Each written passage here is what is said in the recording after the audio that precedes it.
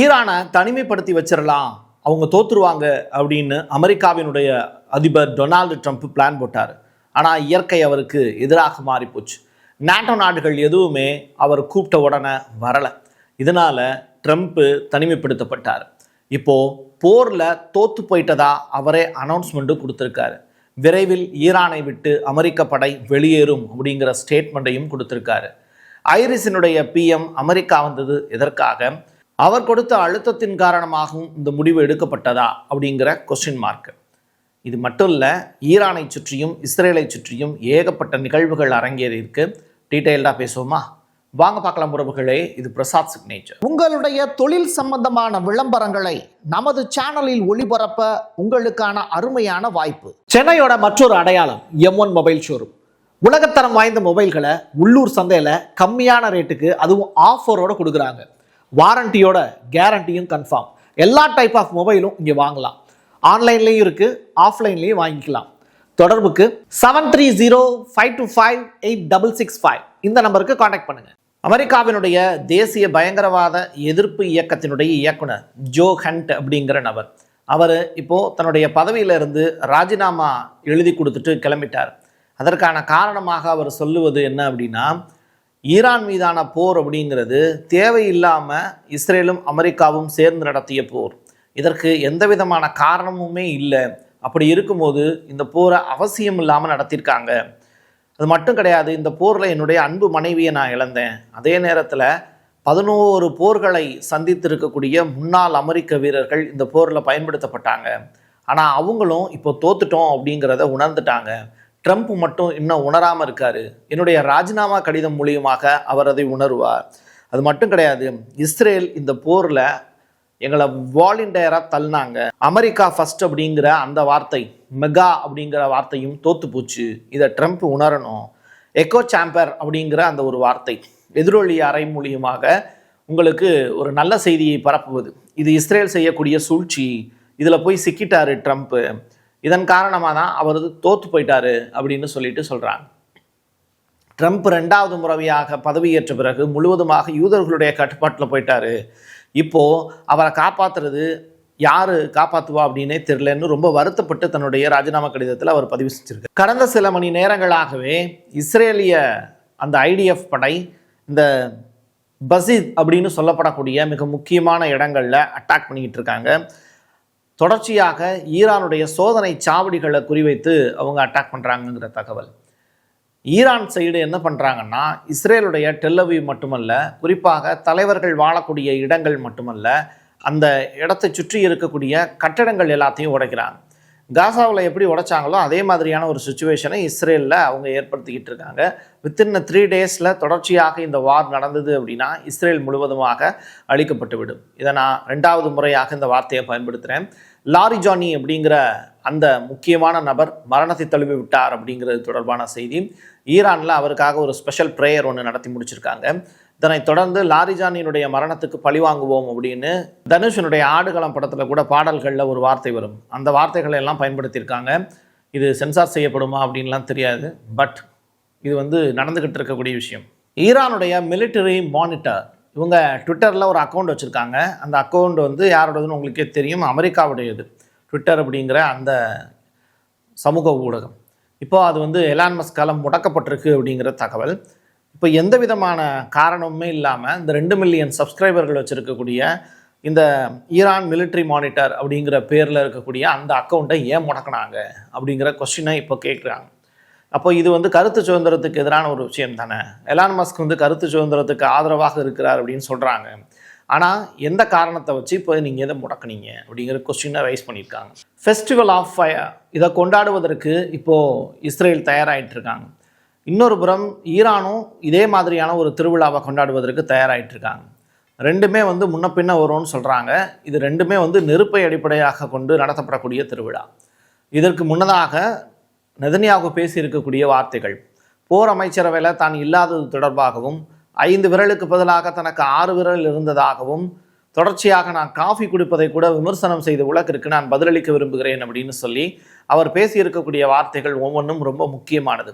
நான் இன்னும் சாகலை, உயிரோடு தான் இருக்கேங்கிறத கன்ஃபார்ம் பண்ணுறாரு. மறுபடியும் போர் அமைச்சரவை மீட்டிங்கில் அவர் போய் கலந்துக்கிறாரு. அது தொடர்பான காட்சிகளும் ரிலீஸ் ஆகுது. ஆனால் இது எப்போ எடுத்ததுன்னு தெரியல. பட் இன்னொரு முக்கியமான ஒரு அதிகாரியோடு, இஸ்ரேலிய அதிகாரியோட வாக்கிங்கில் வந்து பேசுகிற மாதிரியான காட்சிகளும் அரங்கேறுது. எது எப்படியாக இருந்தாலும் ஈரான் சொல்லியிருந்த மாதிரி அவர் உயிரோடு இருந்தால் தொடர்ச்சியாக அவரை கண்டறிந்து வேட்டையாடுவோங்கிற வார்த்தையை பயன்படுத்தியிருக்காங்க. அது எப்போது நடக்கப் போகிறது என்று தெரியவில்லை. கார்டெலாம் அடித்து வச்சுருக்கோம் ரெடியாக. அவர் இறந்த உடனே கண்டிப்பாக உங்களுக்கு செய்தி சொல்லுவோம். பட் இன்னும் நெதன்யாகு இறக்கலை அப்படிங்கிறது தான் காட்சிகள் மூலியமாக உறுதிப்படுத்தக்கூடிய விஷயம். டொனால்டு ட்ரம்ப்பு யூகேவினுடைய பிரைம் மினிஸ்டர் ஸ்டாமர் அவர்களை அவமானப்படுத்தினார். அது என்ன வார்த்தைகள் சொல்லி பேசினார் அப்படிங்கிறதெல்லாம் நமக்கு தேவையில்லை. ஆனால் டோட்டலாக வந்து யூகேவினுடைய பிரைம் மினிஸ்டரை அசிங்கப்படுத்தினார். இப்போது ஸ்டாமர் அவர்கள் அதற்கு பதில் சொல்லியிருக்காரு.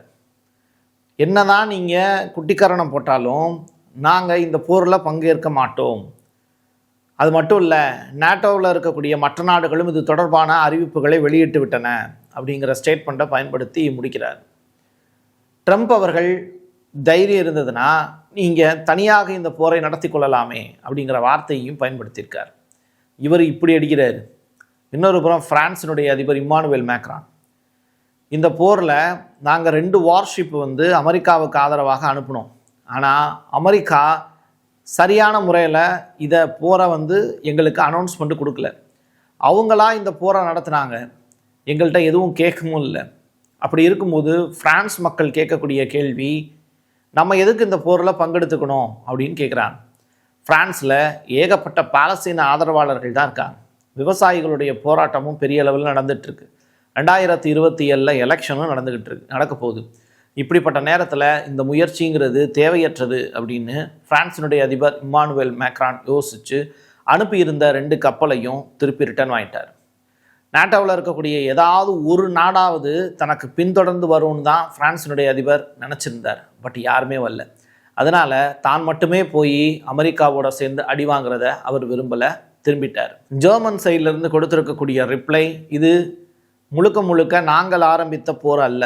ஜெர்மனியினுடைய மெர்ஸ் ப்ளஸ் பாதுகாப்புத்துறை அமைச்சர் அவங்க சொல்லியிருக்கக்கூடிய பதில், நாங்கள் இந்த போருக்குள்ளே எந்த காலத்துலையும் நுழைய மாட்டோம்.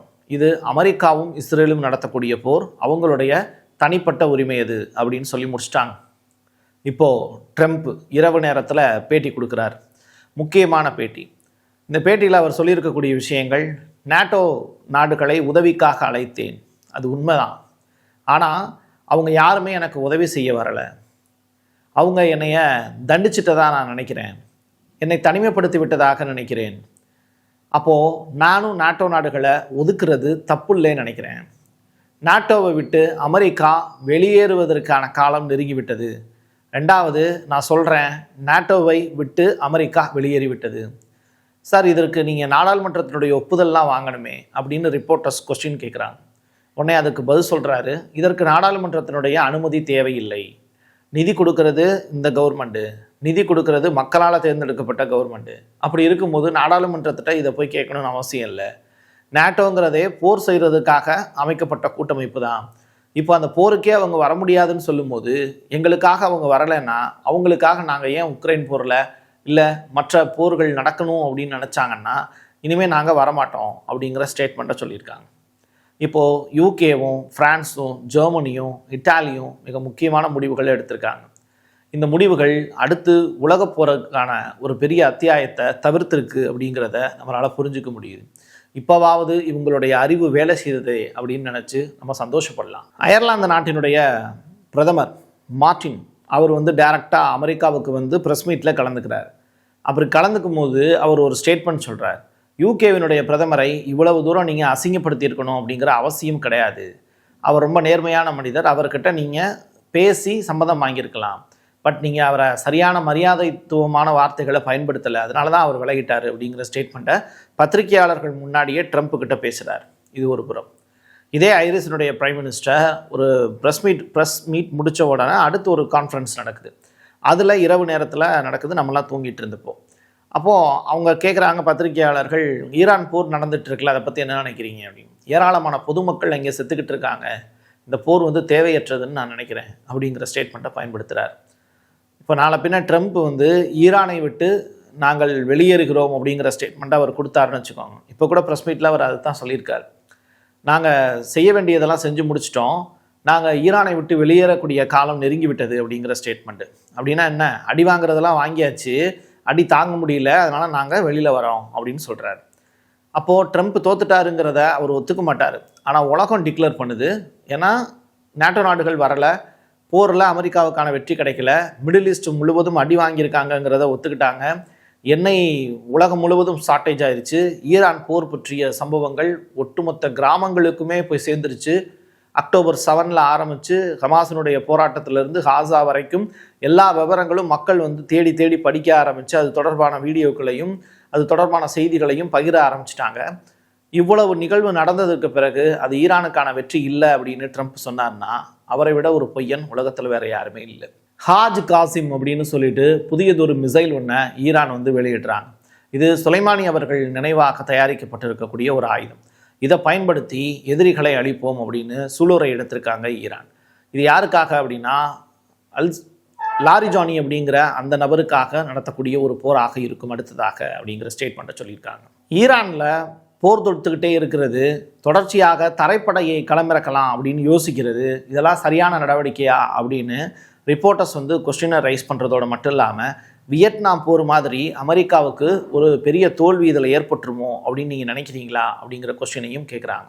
உடனே அதுக்கு ட்ரம்ப் சொல்கிறாரு, நான் அப்படி நினைக்கல, வியட்நாம் மாதிரி இங்கே நடக்கிறதுக்கு வாய்ப்பு இல்லை, ஏன்னா இங்கே நமக்கு வெற்றி வாய்ப்பு இருக்குது அப்படின்னு சொல்லி தூக்கத்திலே பேசிகிட்டு இருக்காரு இல்லையா. பிரதமர் மோடி இந்தியாவினுடைய நலனுக்காக ஐக்கிய அரபு எமிரேட்ஸினுடைய மிக முக்கியமான தலைவர் முகமது பின் சையதுடன் தொலைபேசியில் தொடர்பு கொண்டு 2வது முறையாக பேசினார். இந்த போர் ஆரம்பித்து 18 நாள் ஆயிடுச்சு. மகாபாரதம் போரே 18 நாளில் முடிஞ்சிருச்சுன்னாங்க. ஆனால் இந்த போர் தொடர்ச்சியாக நடந்துக்கிட்டே இருக்குது. முடிவடையுமா இந்த போர் அப்படிங்கிற கொஸ்டின் மார்க்கோடு பயணிக்கக்கூடிய இந்த கேள்விக்கு பதில் இன்னும் கிடைக்கவே இல்லை. பட் இந்தியா ஸ்ட்ரைட் ஆஃப் ஹார்மஸில் இருந்து கப்பலை 4வது கப்பலை கொண்டு வந்துட்டாங்க. இது தொடர்ச்சியாக நடக்கும் பட்சத்தில் இந்தியாவில் எண்ணெய் தட்டுப்பாடு இருக்காது. இதுதான் உண்மைதான். இப்படிப்பட்ட நேரத்தில் அங்கே உற்பத்தி அப்படிங்கிறது டோட்டலாக முடங்கிருச்சு. எண்ணெய் ரிஃபைனரி ஆலைகளும் பதப்படுத்துதல் உள்ளிட்ட விஷயங்களை செய்ய முடியாத சூழ்நிலை. கப்பல்கள் வருவதற்கான வாய்ப்பு இருக்குது. உற்பத்தி அங்கே இல்லை அப்படின்னா எதை கொண்டு வரும் இந்தியா? இந்த கொஸ்டின் தான் இருக்குது. இதற்கான பதில் யார்கிட்டையுமே இல்லை. ஸோ மே மாதத்தினுடைய இறுதியில் நம்மெல்லாம் இந்த கச்சா எண்ணெயினுடைய பாதிப்பு, ஈரான் போரை நம்ம உணரக்கூடிய காலம் மே மாதத்தில் தான் நமக்கு ஏற்படும்.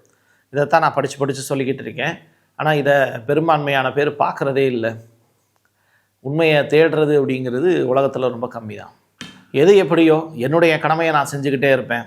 பார்வையாளர்கள் பார்த்து அதை உங்களுடைய நண்பர்களுக்கு ஷேர் பண்ண வேண்டியது உங்களுடைய கடமை, உங்களுடைய பொறுப்பு. என் கையெழுத்து என் மக்களுக்கானது உறவுகளே. மீண்டும் ஒரு பதிவில் சந்திக்கலாம். நன்றி, வணக்கம். உங்களுடைய தொழில் சம்பந்தமான விளம்பரங்களை நமது சேனலில் ஒளிபரப்ப உங்களுக்கான அருமையான வாய்ப்பு. சென்னையோட மற்றொரு அடையாளம் M1 மொபைல் ஷோரூம். உலகத்தரம் வாய்ந்த மொபைல்களை உள்ளூர் சந்தையில் கம்மியான ரேட்டுக்கு அதுவும் ஆஃபரோடு கொடுக்குறாங்க. வாரண்டியோட கேரண்டியும் கன்ஃபார்ம். எல்லா டைப் ஆஃப் மொபைலும் இங்கே வாங்கலாம். ஆன்லைன்லேயும் இருக்குது, ஆஃப்லைன்லேயும் வாங்கிக்கலாம். தொடர்புக்கு 7305258665 இந்த நம்பருக்கு காண்டாக்ட் பண்ணுங்க. Prasad signature media broadcasting private limited. நீங்க நியூஸ் ரீடரா மாறணுமா, கண்டென்ட் கிரியேட்டரா உருவாகணுமா, சேட்டலைட் சேனல்ல ரிப்போர்ட்டரா வேலை பார்க்கணுமா, டாக்குமெண்ட்ரி மேக்கிங்ல இருந்து ஜேர்னலிசம் பற்றிய முழுமையான பயிற்சி பெற உங்களுக்கான அருமையான வாய்ப்பு. எங்களை தேடி வாங்க. ஆன்லைன் மற்றும் நேரடி பயிற்சி வகுப்புகளும் சர்டிபிகேட் கோர்ஸாவே கத்துத்தரும். மீடியா துறையில் 10 ஆண்டுகளுக்கு மேல அனுபவம் உள்ளவர்கள் பயிற்சி கொடுப்பார்கள். வாய்ஸ் ஓவர் தொடங்கி வாய்ஸ்லெஸ் பீப்புளுக்காக உங்களை சிறந்த ஜேர்னலிஸ்டா உருவாக்க வேண்டியது எங்களோட பொறுப்பு. ஸ்கூல்ஸ் அண்ட் காலேஜஸ்ல ஜூனியர் ஜேர்னலிஸ்ட்ங்கிற பேர்ல ஒர்க் ஷாப்பும் கண்டக்ட் பண்ணி கொடுக்கிறோம். மோட்டிவேஷனல் ஸ்பீக்கரா கடந்த 15 ஆண்டுகளா கல்வி நிறுவனங்களுக்கு நிகழ்ச்சிகளும் நடத்தி தரோம். தொடர்புக்கு 9944790333 94493594 prasad signature@gmail.com.